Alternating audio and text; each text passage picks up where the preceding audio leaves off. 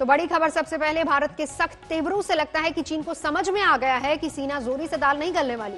भारत ने दो टूक कह दिया है कि चीन को पीछे हटना ही होगा, अपने कदम पीछे खींचने ही होंगे। भारत के अधिकार वाले क्षेत्र से अपने जवानों को हटाना होगा चीन को। और अब खबर यह आ रही है कि कोर कमांडरों की बैठक में जवानों की पुरानी स्थिति में वापसी पर सहमति बन गई है।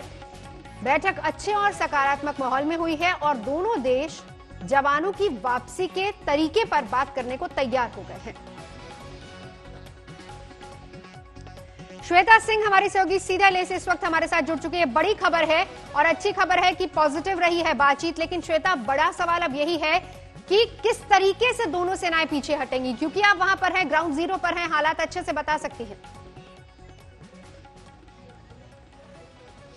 देखिए, जैसा सेना भी जिस शब्द का इस्तेमाल करती है कि डिसएंगेज करेंगी, यानी कि आपस में जो अभी आईबॉल टू आईबॉल आंखों में आंखें डाल के दोनों सेनाएं खड़ी हैं, वो स्थिति को हटाने की कोशिश की जा रही है। भारतीय सेना तो अपनी तरफ से लगातार यही मेंटेन कर रही है कि लाइन ऑफ एक्चुअल कंट्रोल पर चीन ने जो आगे बढ़ने की कोशिश की थी, हम एक बार फिर स्पष्ट करें, भारतीय सेना की तरफ से यही कहा गया है कि चीनी हमारी जमीन पर नहीं आए थे, बल्कि अभी तक जहां पर थे उससे आगे बढ़ने की कोशिश की थी। यही भारत की तरफ से कहा जा रहा है कि जो आपने वहां पर जो टेम्पररी पोस्ट बनाए हैं और उस तरह की जितनी चीजें हैं उसे डिसमेंटल करके आपको वो 5 मई से पहले वाली स्थिति बहाल करनी पड़ेगी। जो जानकारी निकल कर आ रही है नवजोत, वो यही कि चीन ने एक सकारात्मक रुख दिखाया है। उन्होंने अपनी तरफ से यह दिखाया है कि वो इस बात को मानने के पक्ष में है, लेकिन थोड़ा सा चीन की इस चीज को विश्वास की कमी चूंकि उसके साथ रहती है।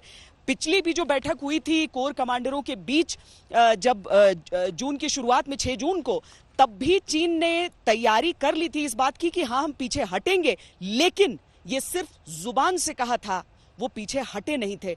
जिस जगह पर उन्होंने निर्माण किया था उन पोस्ट को हटाया नहीं था उन्होंने, और इसीलिए 15 तारीख की वो जो घटना थी वो उसको अंजाम दिया गया था। इसीलिए भारत इस बार बातचीत कर के तब तक बातचीत करेगा जब तक चीन जो कह रहा है वो कर भी ना ले। इसीलिए उसे टाइम फ्रेम पूछा जा रहा है, कब तक हटेंगे, ये नहीं कि हटेंगे, कब तक हटेंगे, ये चीन को कमिट करना पड़ेगा। बिल्कुल। मंजीत नेगी हमारे साथ दिल्ली से इस वक्त जुड़ चुके हैं। ये प्रेशर है जो काफी हद तक काम आया है और इसीलिए कहें कि एक पॉजिटिव खबर वहां से आ रही है, बातचीत सकारात्मक रही है। बड़ा सवाल अब ये है कि गलवान और पैंगोंग त्सो दोनों ऐसे इलाके जहां पर तनाव सबसे ज्यादा है, क्या आगे का प्लान रहेगा फिर? देखिए नवजोत, फिलहाल जिस म्यूचुअल डिसएंगेजमेंट की बात की है उस पर बहुत ज्यादा भी भरोसा करना मुश्किल है, क्योंकि ग्राउंड पर क्या होता है, क्योंकि कुछ दिन पहले 2 किलोमीटर डिसएंगेजमेंट म्यूचुअल दोनों तरफ की बात हुई थी, जिस पर भारत भी अपनी सेनाओं को पीछे लेकर गया था और चीन ने भी कुछ हटाया था, लेकिन उसके बावजूद स्थिति जस की तस बनी हुई है।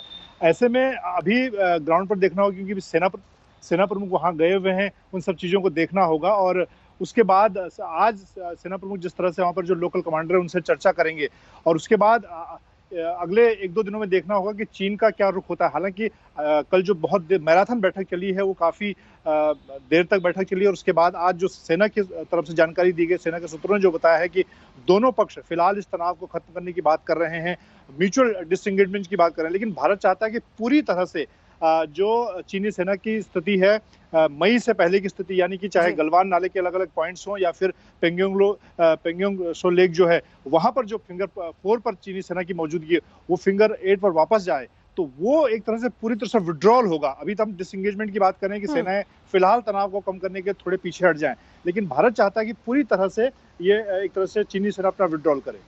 श्वेता, बिल्कुल जो बात आप भी कह रही थी, देखिए मंजीत भी वही कह रहा है कि भरोसा करना इतना आसान नहीं होगा जिस तरीके से पिछले दिनों चीन ने धोखा दिया। अब इसके बाद बड़ा सवाल यहां पर यही है कि ये जो सकारात्मकता है इसको किस एंगल से, किस नजरिए से देखा जाए? क्या पूरी तरह से पीछे हट जाएगी या कुछ कदम पीछे हटाएगी?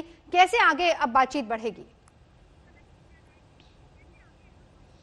नहीं, जो मंजीत कह रहे हैं नवजोत, वही चीज कि भारत ने अपनी तरफ से क्लियर कर दिया है कि देखिए, कुछ जब लाइन ऑफ एक्चुअल कंट्रोल होते हैं तो कुछ ग्रे एरिया होता है, यानी समझ को लेकर थोड़ी सी दोनों देशों के बीच, और सीधी सी बात है कि दोनों देश एक दूसरे की बात को स्वीकार करें तो ऐसे में कभी उलझन की स्थिति न आए। लेकिन चीन जैसा देश है जो जब कोई नहीं देख रहा है तो 2 कदम आगे बढ़ जाओ, भारत अगर कहे तो ठीक है 1 कदम पीछे हट जाओ, तो 1 कदम फिर भी वो आगे बढ़ चुका होता है। तो जो मंजीत बात समझाने की कोशिश कर रहे हैं कि भारत ने कहा है कि नहीं, 2 कदम अगर आप आगे बढ़े हैं तो सिर्फ 1 कदम पीछे हट के काम नहीं चलेगा, आपको दोनों कदम अपने पीछे लेने होंगे, और इसी को लेकर दिक्कत आ रही है। तो अभी जो चीन का रुख सकारात्मक हमें नजर आ रहा है वो दरअसल इसीलिए क्योंकि देखिए 6 जून को भी और आज कल भी जो बैठक है वो चीन की तरफ LAC में हुई, यानी चीन के न्योते पर हुई। चीन चाहता है कि सुलझा ले, उसे मालूम है भारत से अभी सैन्य तौर पर वो उलझेगा तो अंजाम उसका अच्छा नहीं होगा। वो चाहे पब्लिक में ये एक्सेप्ट करे चाहे नहीं करे कि कितने उसके सैनिक मारे गए हैं,